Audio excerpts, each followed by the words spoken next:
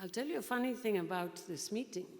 I'm told by the other all men who were in that group that they perceived it as a mano a mano, a fight between Guha and me to show who knew Hegel better.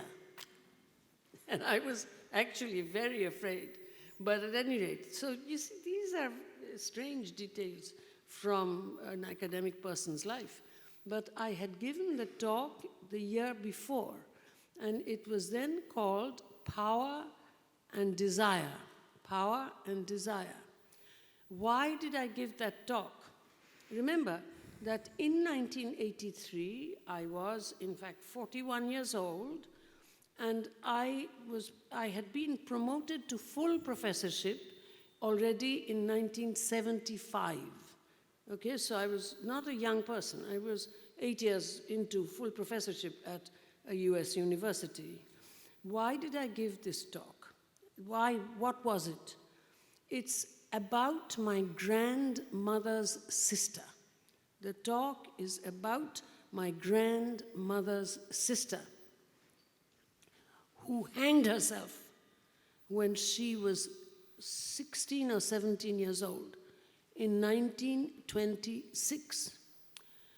She was a member of a fairly well-known anti-imperialist armed organization. I don't know if there are Indians of a certain age in this audience or Indian historians or anything, because then you would recognize the name of the terrorist group of which she was a part. Anushilan Shamiti, very well known. So she was part of this. She was given an assassination detail. She was not able to kill. So I learned from her example the double bind between ethics and politics. She was not able to kill. But on the other hand, as a member of this organization, because she couldn't, she killed herself. But in order to kill herself, in order to show that she was not devoted to one man, she waited at the age of 17 for 4 days until she menstruated, so that nobody would say she was killing herself because of an illicit pregnancy, which is the only reason why middle-class young women killed themselves in those days. It was an act of resistance against the kind widow burning and all that nonsense. We're talking about 1926. She left a letter for my grandmother to be opened in 60 years, where she actually said this. And of course, she also wrote it in her body. But 2 generations later, my first cousin, a considerable philosopher, she is a philosopher. I came first class first in English literature at the University of Calcutta in 1959. She came first class first in philosophy in 1957. 2 cousins from the same family, very good students. She has published philosophy books, taught, and so on. Same education as I.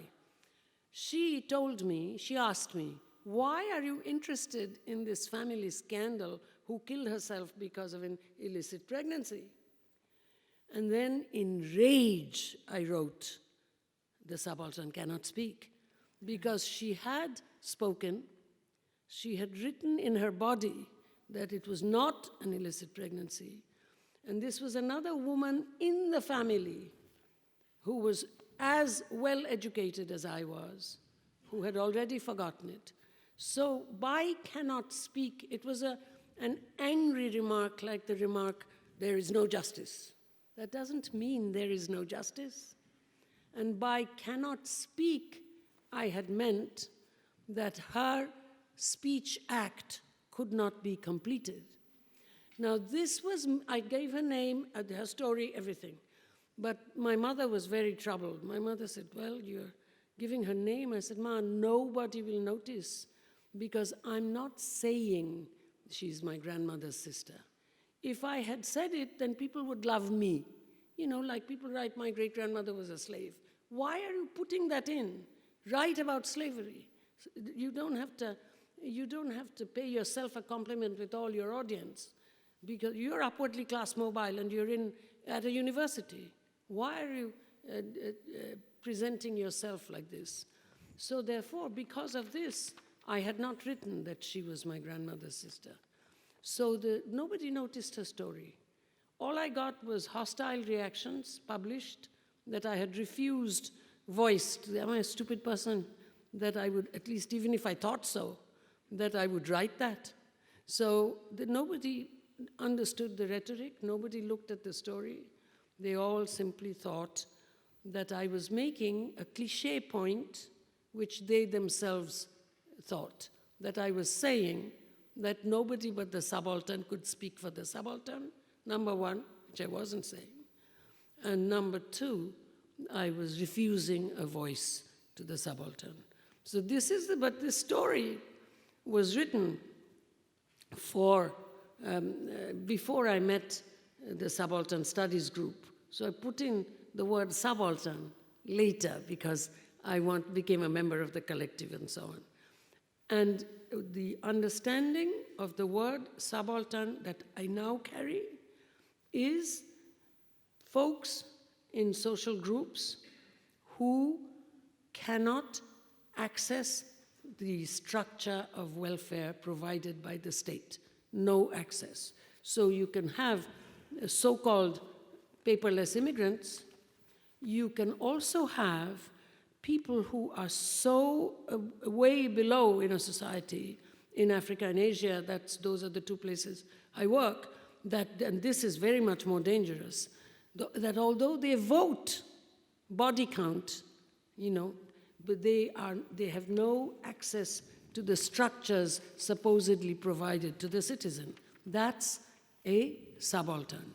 And different subalterns in different places, different states, different continents, you cannot generalize them because they have not been pulled into the state, which is a way of abstract generalization, a good way.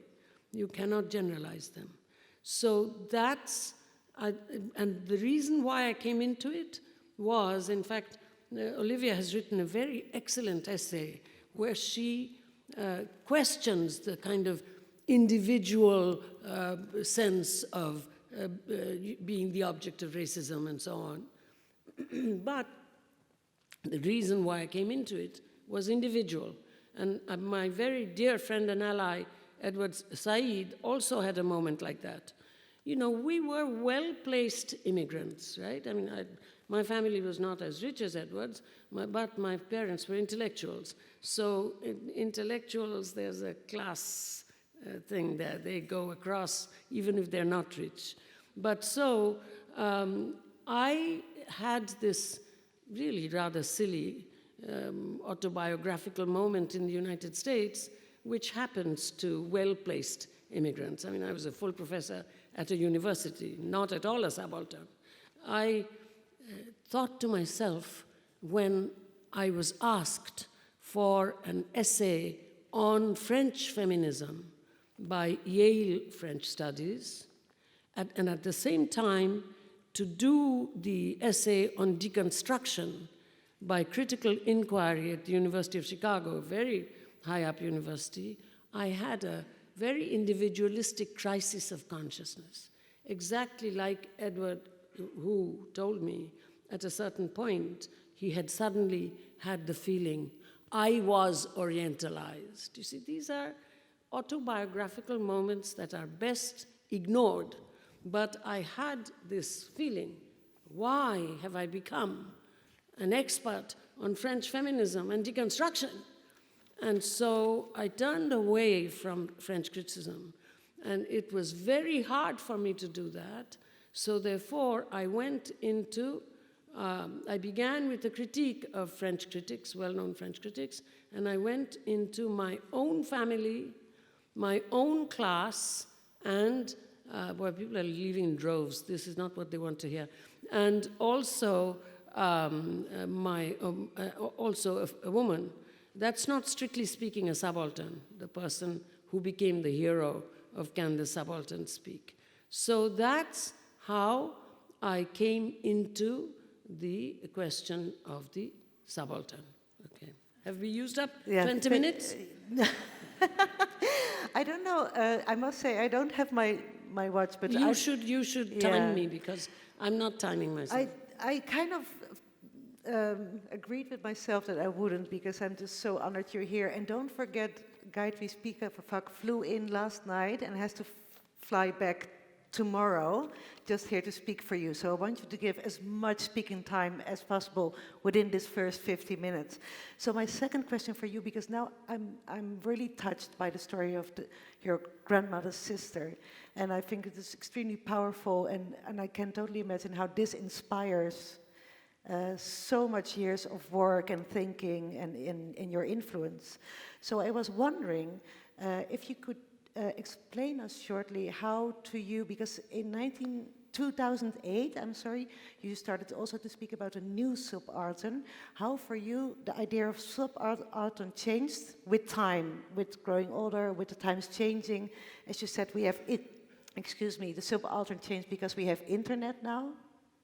Could you explain to us how it changed for you, this idea? Yes, I realized, of course, soon enough, what I shared with you, that it was a personal moment which was a little silly, because, in fact, we are de-skilled by the Euro-US. Nobody at that, it was my great good fortune that I had been recognized as running with the blonde-haired boys with French feminism. But because after that, I'm not an Indianist. I love India. I'm an Indian citizen. I vote in India. I still have only an Indian passport and a 55-year-old green card, because otherwise I wouldn't be able to vote. But I'm not an Indianist. It's not the same thing. There are people who are not Indians who are first-class Indianists. It's ridiculously racist to think only Indians can be Indianists, and it is just as racist to think that because I was born in India, I should only talk about India, and it's even more so to think that to be an Indian minority in a metropolitan country means that Indians should be helped all over the world. I use a word which is very recognizable by Europeans, that I'm a caste Hindu. I don't believe in caste. My parents didn't believe in caste. I'm not a believer. But that's Aryanism. Caste Hinduism is Aryanism. So in order to be able to, I have these schools because I'm paying my ancestral debt. For 5,000 to 8,000 years, we have absolutely ruined the people who are my students, and it's us, not white folks. So therefore, the idea of talking in terms of Indians, etc., in that way, my autobiographical moment, I soon took a deep breath and things changed. I began to educate myself. When I wrote Can the Subaltern Speak, I said that I knew nothing about Indian material because I had to write about pre-colonial Indian material. I wasn't trained, but I put myself to school, Sanskrit texts.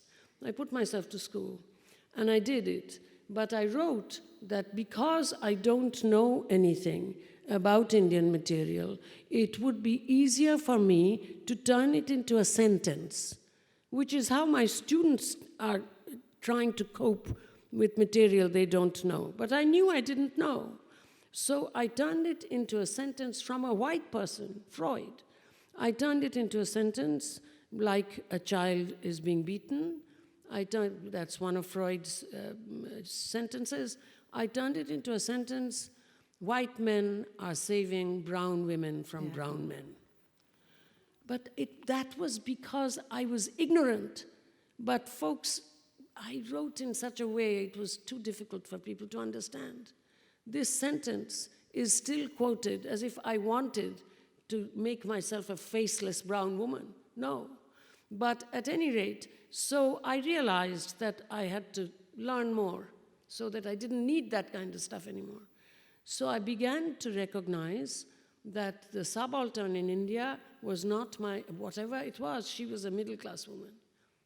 She was a middle-class woman. She had graduated high school. She was not, strictly speaking, a subaltern. Women are subalterns in a different way. That's a different argument. No time for that. But so I started putting myself to work to educate the largest, a small part of the largest sector of the electorate, because in the so-called democracies, which the wonderful thinker and psychiatrist from Martinique, Frantz Fanon, who unfortunately died at the age of 36, but he already told us that all of the post-colonial nations were going to, this is the third chapter of his fantastic book written in the last 10 weeks of his life. People generally only read the first chapter because it was misunderstood by Jean-Paul Sartre. And so that's what people read. But it was misunderstood. But in the third chapter, Fanon, this guy who's only a psychiatrist, 36 years old, dying of leukemia, with uncanny intelligence, describes what modern post-colonial nations would be like. Not migrants in Europe, but the countries out there, what Weber called patrimonial societies.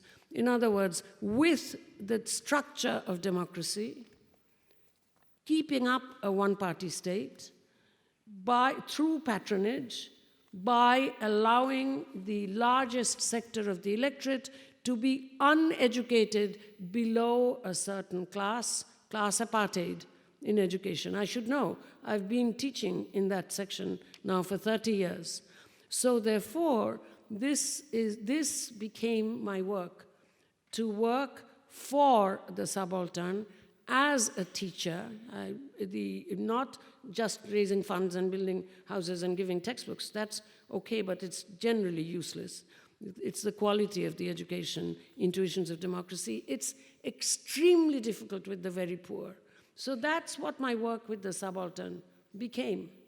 But I also understood that something that Antonio Gramsci did not know, subalternization, that's something like Occupy Wall Street. I was quite involved with them. I still am, because they called on me, especially a wonderful Palestinian-American leading figure, Amin Hussein. Now they were subalternized, that 99%, right? From 1978 on, the structure of the welfare state in the United States began to be taken away one by one by one by one, until finally, I hope there are some people in the corporate sector in the audience, they will recognize the fact that the Glass-Steagall Act was repealed. Investment banks and commercial banks came together. And that was the beginning of the huge crisis.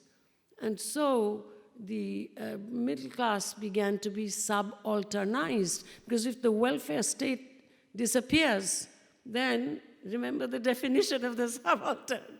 No access. I mean, they were hardly primitive folks, ungeneralizable, but they cannot be equated to the paperless immigrants. They cannot be equated to my teachers and students, because the subaltern is not generalizable. They're taken away from the state. So I understood the structure of the subalternization. And of course, this whole vote thing, the Nicaraguans taught me that one. Because that essay, as you say, is quite well known. Right after the Sandinista came in, they wrote an article collectively in the Socialist Review called "Can the Subaltern Vote?" ? Basing themselves on that essay. And I understood, I got to think about body count democracy if I'm thinking about the subaltern. So it's really become much thicker. And I also began, right at the beginning, the job at Columbia University was separated, but I needed the job because I do it through my salary and not through corporate funding, not because I'm moral. I have no moral position on capital. All capital is dirty. But the thing is, and it can be clean also if used for social purposes. So capital is neither here nor there. But there are reasons why I don't accept corporate funding too much time. I won't talk about it. But at any rate, so it was useful that I had an American salary, pretty good salary, because although I'm a humanities professor, still, as was said, I'm a university professor, and there are only 15 of us at the university. I may be a token, but it makes for a good salary. But at any rate, so one could work at it running those 7 schools. But at that point, I realized that the Columbia job was not much. And I would say to my students, I was brought up by good bourgeois parents, so because I've stopped loving you, I will work even harder for you. So therefore, make good use of your money. But then slowly, because I don't love you anymore, but slowly I began to realize that the two sides were coming together, because the top also was forgetting the right to intellectual labor, and the top was too ready through good-heartedness to help. They were going to help the whole world without doing any change, epistemological change within themselves. And so therefore now the two sides talk to each other. My 2 teaching jobs, one at Columbia University, PhD level, I'm a Europeanist there. I don't give information about South Asia to these folks. And the other at the very, very bottom, way below the NGO radar, with the scheduled castes and scheduled tribes in the Republic of India. So that's how it has changed. Thank you so much. It's so interesting to hear you speak about this. For my other question, I would love to invite Olivia to join us. Thank you. No, please. So, Olivia Rutazibda, you've also been introduced. Let us remind ourselves that Olivia already wrote her dissertation in 2001, and I loved the start of your title, In the Name of Human Rights. And this brought you all the way here to talk with the great Gayatri Spivak, that you've known each other, you were in touch, you know each other's work, and I'll be here just to moderate. So I'm going to take a lot of distance, and I wanted to. The best chair. I can roll everywhere. This is social mobility. So. What I was really interested in for tonight, as the title of this festival is Thinking Planet, because of all the other speakers who will talk about all kinds of ways of thinking. My question is for you, and just to give you a story starter, if you want to talk about something else, just ignore me, please. So, how could we turn the subaltern into intellectual property, as you were writing about in the latest years of developing your work? So how can we make this subaltern speak? And just to give a story starter, but Olivia, do please, I want to give you the words. How do you use Gayatri's work for your own endeavors? So if I have to be very brief. So you mentioned that my PhD dissertation, you mentioned 2001. That's when I started. I only finished in 2012. I think I'm one of the 13 record holders. So it took me 12 years. Then I'm there too. No, the reason why I tell this is because I think I grew up in Belgium. I was born there. I did parts of my PhD there. And how difficult it has been, even though an essay like yours came out in 88 or even before that, I was studying international relations and how much we did not have access to anything related to post-colonialism. So I was always very fascinated about good intentions and human rights and the UN and all these things on the one hand, and then the fact that 1 million people can die in Rwanda, where I'm from, and nobody shows up. So I've always been like really interested about this helping thing that you just mentioned. So somewhere a decade into my PhD, I actually am introduced to post-colonial thinking. And yeah, I cannot express how grateful I am, because this is one of the first ways that it actually starts making sense. And so today I'm teaching at the University of Portsmouth, and I'm teaching in the Department of International Development Studies, even though I do not believe in the whole system, and I would love to get rid of it. But let's say you still have kids that actually pay £9,000 every year to be trained to be an NGO worker.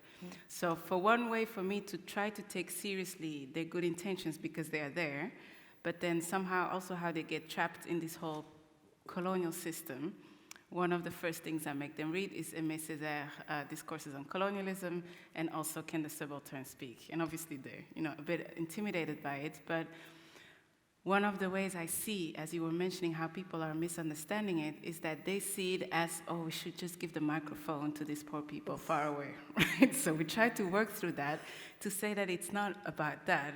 It's really about the fact that we are not capable of hearing. It's not about unexamined diversity. Exactly, yeah. So for me, this is the gift, but also the challenge, is how we can see that even if space is made for post-colonial or decolonial thinking, it's very often eaten up again by the system, so that we don't have to change anything. We can't even question our presence in Africa or Asia, whatever. We're just gonna give the microphone to these poor women and then feel good about ourselves. So when we speak about turning this into intellectual property rights, I would say, if anything, that we try to use it to understand our own colonialism rather than using it to go and save people somewhere else. But yeah, so that's more or less how I would approach it. Gayatri, would you like to react? Yes, I mean, I will be brief. I mean, you can see that we are totally on the same page. See, our own colonialism, I mean, I didn't put it that way, but of course that's what I was trying to say, that if we buy into this kind of body count, which is why I said, I'm probably a token, first woman of color ever made a university professor at Columbia University. So, I mean, they couldn't find a woman before, but I'm an ethno-cultural agenda all over the place, because I started so early. Now there are lots of people, but there was, I used to say, I'm the chick vocalist in the theory performing band, because it could be all kinds of other men, but I was standing there, woman of color, very nice, speaks English good. So in 2013 in Belgium, it's still exactly the same. I was the first one, a black woman, to have a PhD in political science. See, that's why we are on the same page. So that's, I'm very glad to hear you say what you said, but you should talk more now. Well, I really wanted to ask you both, so because this is, I think, everybody that is here tonight at this Saturday evening, and indeed a lot of you also had to pay a lot of money to come in here and listen to people speak and think, is that, everybody wants to be inspired, especially when you come to a night like this. So could you both inspire us how we could further think, how we can make, and what I found so interesting is how we can make the subaltern into intellectual property. How can we, as human beings, as academics, as non-academics, where could we go? And I know, Gayatri, you already founded 7 schools. Now 5. 5 schools, and paying this of your own salary, which to me is an amazing example of how you could make the intellectual property out of the subaltern. And are there also other ways that, for example, in the Netherlands we could do, or the specific... I should just comment on the phrase intellectual property. Yeah. See, intellectual property for us, and I'm sure for you too, it's not a good phrase. Intellectual property is, what we have, the trade-related intellectual property, trade-related trips and trims, trade-related investment measures, those things are supposedly controlling, although very, I mean, I don't want to get into that. Here's an expert in development, however unwilling. You know? So, therefore, what I would just like to make that small comment. It's not, we are not making them into intellectual property. What we are trying, I don't know about you, but what I'm trying is to confront the enormous challenge. There's no hope that it will work in my lifetime. When people say that they really are succeeding, I want them to examine their heads. I'm on the World Economic Forum, on the experts committee now, ethics committee before, etc. And that there is a way of creating knowledge management evaluative standards so that you can prove that you're succeeding. It's not, so there's no way that the mind machine destroyed over thousands of years so that kids are getting at home from their illiterate, landless parents the same no access to intellectual labor, rearing. In that context, the challenge of the good-hearted me,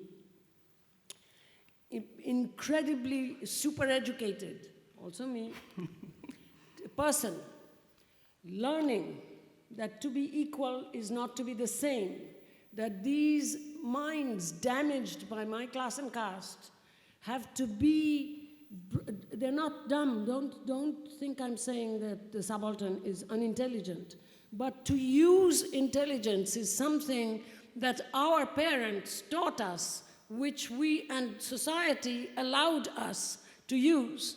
Whereas when the child born intelligent, I mean, I see this because it's been going on for 30 years. I can name the names of these kids through this poor education, because my teachers are products of very poor education. So therefore, they get ruined. So therefore, what we are trying to do is confront the unbelievable challenge of producing the subaltern intellectual, rather than making them into intellectual property. That's DNA farming, that's so-called indigenous knowledge, that's the herbal, whatchamacallit, in South Africa, and then chemicalizing them and saying, you know, it is you, it is you. So it's not turning into intellectual property. I know you didn't mean that, but I think it needed to be said, okay? Yeah. Indeed, I meant how can we learn to listen, because you said it's not about people are not speaking, it's about people are not listening. And what I meant, or what I understood, was that there could be ways in how we can learn to listen. Okay, all of us. I'll let you. Yes. Yeah. I have, of course, an answer. The way I try to understand it, especially in a Western context, whatever shape of color you have, but let's say that we're speaking about, like you were saying, people that have access to education, let's say people of goodwill, all the progressive liberals in this room, because I think the majority of us are that. It's really, I would say, one of the ways that I try to think about it is this critique of silencing, right? So it's not that people are not able to speak, but somehow we turn on the mute button, whatever. So the challenge is to be able to unmute people. So the challenge is really for us. And I guess one of the first steps would be to actually realize how potentially impossible this is if we stick to the institutions that we have. So even the university, even humanities, social sciences, they're supposed to open our minds and, you know, make us think of incredible things. Like was already mentioned, there is a system in that really follows a neo-capital or neoliberal model that me as an academic, for instance, I have to fill out 1 million forms before I can do research, let's say in my home country, Rwanda. Also the way that the people I interview in faraway places, they're just like testimonials, but I'm gonna be the one that does theory, right? So those are different ways in which we silence people. So either by simplifying them, by not talking about them, or just using them for their emotional input and to make our story more interesting.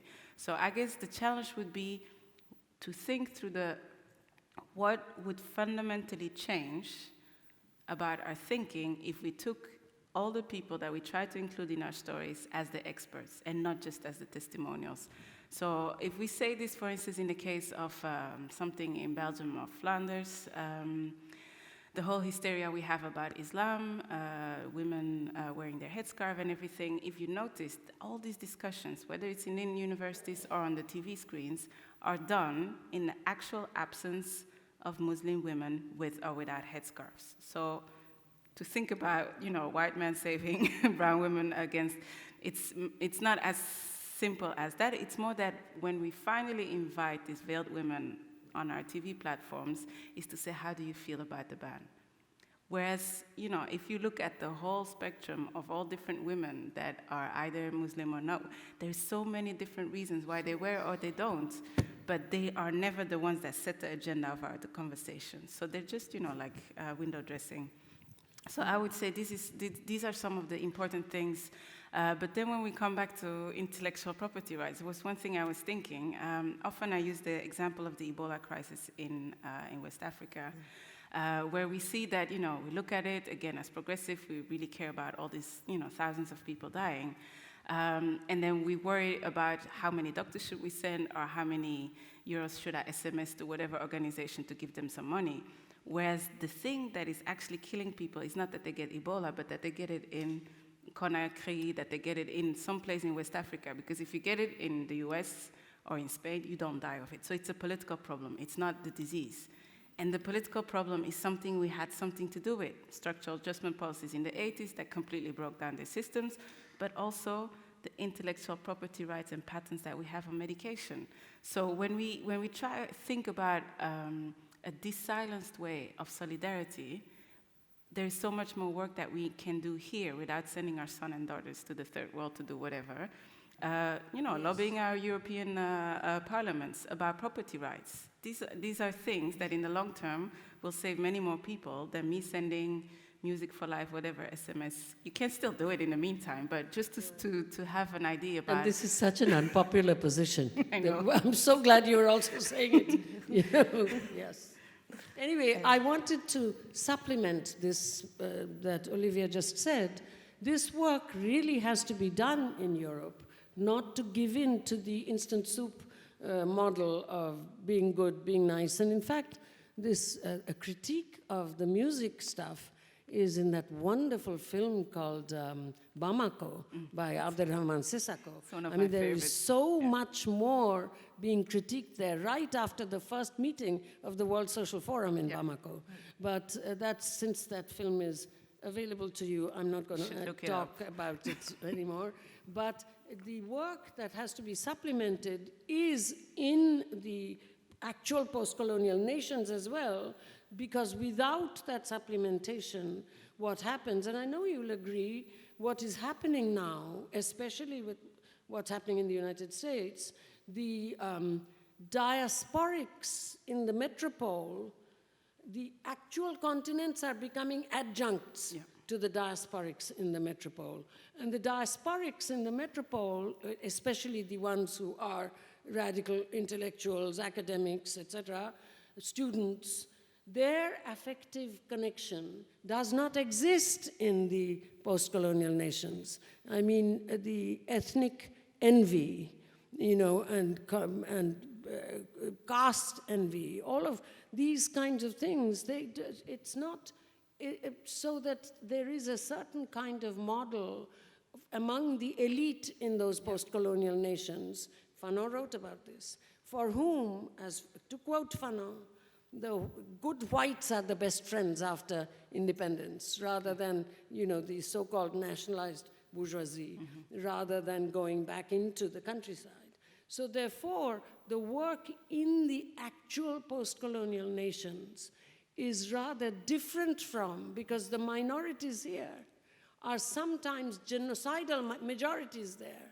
One doesn't look to see why why Europe is having such a terrifying migrant crisis, which is also extremely important. Let us not say that either one of us is less important here. The real thing is to see that we either work together or we are going to create a problem, which is why I'm so pleased that it is you and I, because quite often, you know that people who are supposedly representing your position and supposedly representing my position are silently not agreeing. They want to create a united front because, we are responsible people, but in fact they're silently not agreeing. But that's not happening here, which is an extremely useful position, that you do something. And in terms of working with the post-colonial nations, you have to remember that the work is collective. You have to focus. You can't save the whole world. It is not possible. Teaching in those schools, I have to go in a corner of West Bengal because I know Bengali better than English. It's my first language. I read, write, and publish in it. I know it well enough to be able to talk to absolutely regional children and teach them geography and geometry and algebra and history and so on. So I have to focus. I can't do I do work in Africa, but on a level that is slightly, it'll be interesting for you to know what I do in Africa. And I'd like to hear how you respond. So therefore, we have to focus. I'm learning Chinese because of for 7 years now, because of the insane nationalist competition between China and India. And the only way to break it is to learn a language. Then you begin to understand how difficult it is to so-called understand a culture. In Rwanda, going to the World Economic Forum summit in Rwanda, one sees how the top capitalists in Rwanda are not in touch with, there's those drones and so on and so forth. A wonderful African boy, I have to call him because he's very young, shaking with fear, said, how about employment? Because, the drones, this guy from Massachusetts is saying, you have to learn that you can actually make what you think about because the second 2 dimensions can be made into 3 dimensions. And he was silenced. Yeah. It was just amazing, and there's no racism there. It's Rwandans speaking to Rwandans. It's just, it's a very long story, which again, I can't say. We don't have the time. But yes, we really have to talk more, but it's an introduction. It's collective, it's focused. You have to take a lot of trouble because all of the Save the Whole World circuits are, as she has so ably said, more ably than I could, all those, because she's right in the middle of that, training them. So am I, actually, Columbia University. So all the sort of Save the Whole World circuits with interpreters and flavor of the week, that's on the other side. You really want to do something, you have to focus. You have to learn from the people who are critical in those nation states. You have to communicate rather than just be nice, they're all nice. That's racist, they're all nice. So it's just exactly the opposite of they're all bad. So to that extent, I would just want to add that if you want to create that, then remember the work is collective and you as an individual need to focus in order to work deep rather than just, go. Yeah, difficult to add to that, but if we keep citing Fanon, for me, one of the most important lessons I take from him is really this call that and he was speaking to the post-colonial, I think we're all post-colonial nations, but let's say he was speaking to the what we would call the global south today, is that the challenge for Africa, for instance, is to come up with a radically different way of being, different humankind, the one that Europe has not been able to do so. So if we gonna invest, whether it's here or somewhere else, if it's just about including people in the system that we already have, I don't think there is much use to it. We shouldn't, actually. It really, like the litmus test is really, are we creating something that is gonna bring something else? So it's not, about musical chair and just adding people to a game that is rigged already. We need to be able, so if we're gonna listen to the subalterns or we're gonna listen to the silenced, it's not just to be able to teach them the same ways that we've been doing already, but it's in the first place to learn of how can we break them down. No, how can we break down the system that made them in the first place, subalterns to begin with? I think that's all I want to say. Can I just give a small example to Yes. agree with you, the silencing example? I've Yeah. told this story Absolutely. before, but it's such a powerful story that it really needs to be told again and again. Okay, I'm in this little village where I had a school, and the woman who's so poor, wearing a sari up to here, and they connected the seeds left by field mice in the fields and ate that rice. Now that's a mark of poverty that I didn't know before I went to those places. So she's saying there's a guy who's dragging a woman by the hair in the field, stubble of the field. So she's saying to me, that's my son. We've tried to control him, and it's impossible to control him. You can speak, so it's not like, you see, the structure of silencing is different there. She's speaking to the elite. She says, you have access to the panchayat, which is a local self-government unit, which is all they can talk to. They can't talk to the civil service. So, but nobody ever does anything. You go tell them that there is this guy in Jonara village who is really like an insane and terrible man, very bad for women, to control him. So I took this from the mother. Subaltern did speak, to me. I take it to the panchayat, who are inferior to me in class, okay? This is the most complicated thing. I'm metropolitan upper middle class, eh? And very high caste. But you know what they say to me? They say to me, domestic violence, using the English phrase, domestic violence, and then the rest of it in Bengali, is a middle class problem. In other words, it's not a problem with the word is still used in India, with the tribals. With the Adivasis, it's not a problem. Bas, they did nothing.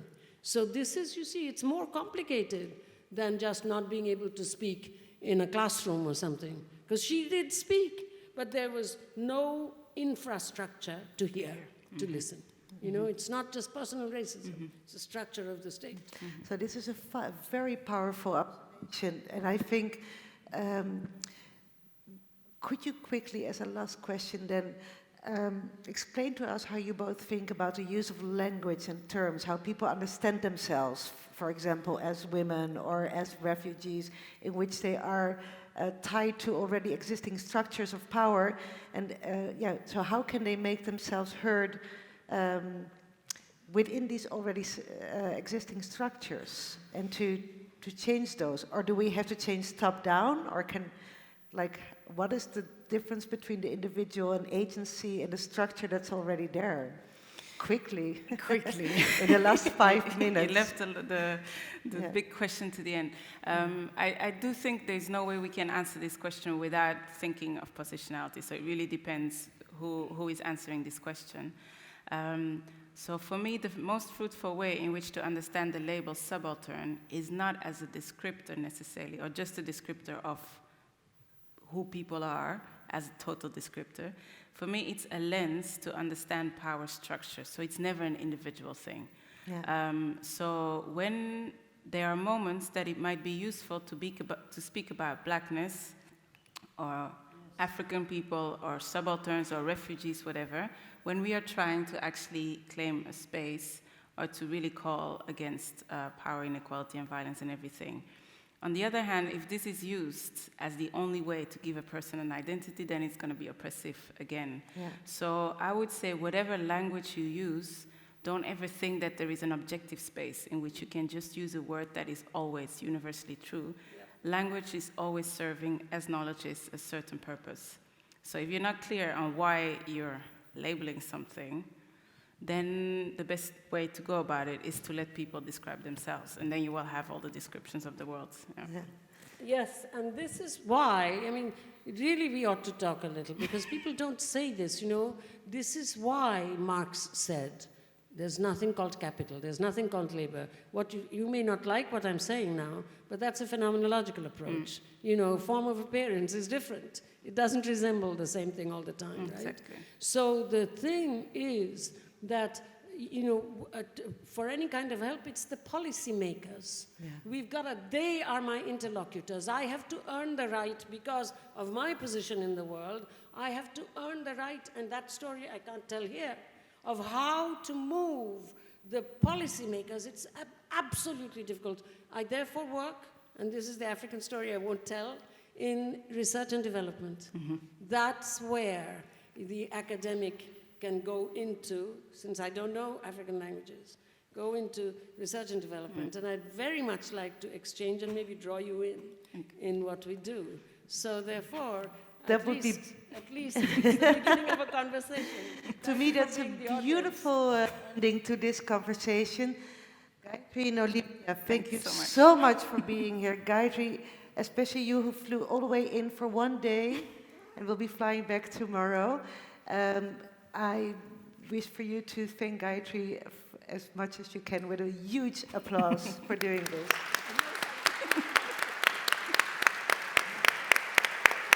And Olivia.